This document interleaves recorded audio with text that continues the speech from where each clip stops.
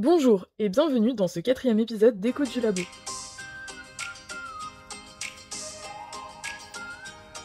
Dans notre belle région, le vin fait partie de notre patrimoine, et il intéresse même les chercheurs. Massimiliano Girometta est un jeune doctorant italien à l'université de Bourgogne qui s'intéresse aux bouchons en Liège. Nous sommes partis à sa rencontre. Bonjour. Bonjour. Enchanté. Massimiliano. Enzo. Mathis. Massimiliano. Héloïse. Massimiliano. Du coup, nous voilà dans le bâtiment Épicure, juste en face du bâtiment Gabriel et proche de l'arrêt de tram Erasme. Nous sommes en compagnie de Massimiliano. Bonjour à tous. Moi, c'est Massimiliano. Je suis doctorant en 3e année et ma thèse concerne l'étude sur les propriétés mécaniques des bouchons en liège. Nous nous sommes entretenus avec lui avant de visiter plusieurs de ses laboratoires. Vêtu d'une blouse blanche, il nous a tout d'abord accueillis dans une grande pièce avec des tables rondes. Il nous a expliqué son parcours. Il est originaire d'une ville proche de Venise et s'est installé en France à la suite d'un Erasmus.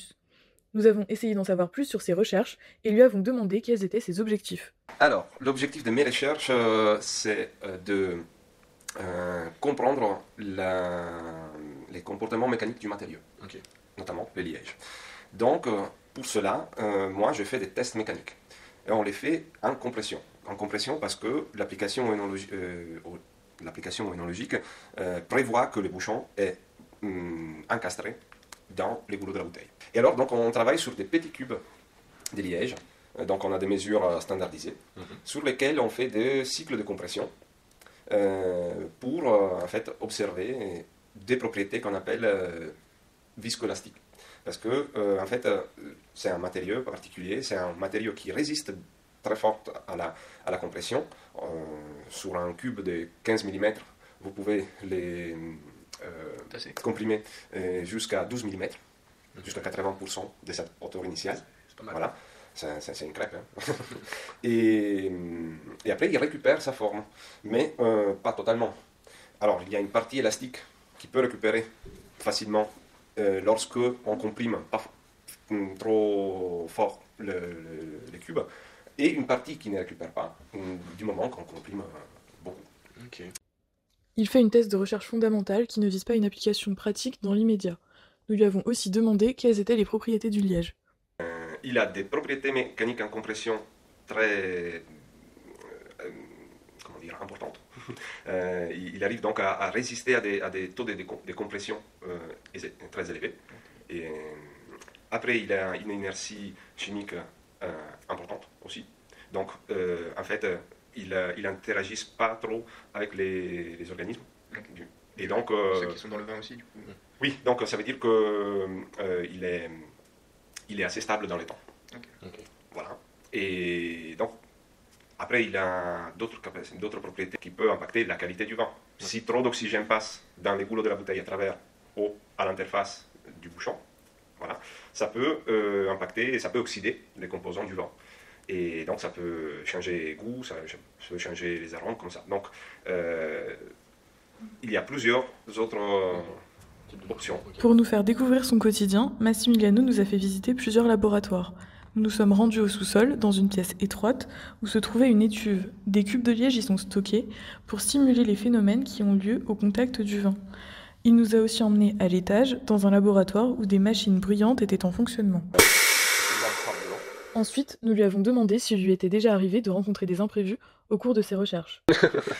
Oui, alors en fait, normalement, pour mes tests de compression, je dois récupérer les données de taille de mon échantillon, l'hauteur, la largeur et l'épaisseur. Et la problématique de ces matériaux, que je n'ai pas dit tout à l'heure, c'est que c'est un matériau anisotrope. Ça veut dire que selon la direction de compression, il ne se comporte pas de la même manière. Dans la difficulté, en fait, je me suis rendu compte que l'hauteur que j'avais mesurée n'était pas la vraie hauteur après dans mes calculs. Et j'ai un peu blanchi. J'ai stressé. Non, ce n'est pas une grosse erreur parce que j'ai bien vérifié après mes résultats. La valeur changeait de 1-2%, un truc comme ça. Et j'ai tout remis à zéro, donc j'ai corrigé. Mais au moment que j'ai eu ça, j'ai blanchi parce que j'ai dit, oh, j'ai fait ça, j'ai fait attention et je me suis trompé. mais ça peut arriver, c'est normal. Bon, rien de grave au final. Massimiliano fait aussi partie du réseau de jeunes chercheurs participant à l'expérimentarium. Il nous a fait part de ce que cela représentait pour lui. Alors moi, je l'ai découvert il y a un an. Et en fait, il y avait la présentation un peu de tous les activités proposées. Et moi, moi j'aimerais bien faire d'expé parce que ça me dit quelque chose. C'est très sympa de travailler avec les enfants et c'est un challenge parce que expliquer qu'est-ce qu'on fait avec une machine de traction à des enfants de 10 ans, comme tous les domaines, c'est pas facile. Et il y a toujours aussi des très belles retours. Moi, j'en ai gardé quelques-uns, des enfants qui écrivent à la fin. Et ça fait plaisir parce que c'est un retour. C'est un peu le résultat de votre travail. C'est un peu... Ouais. Devant le public de l'expérimentarium, il amène le liège sous différentes formes. Il présente entre autres l'écorce du chêne liège ou encore les petits cubes sur lesquels il réalise ses expériences.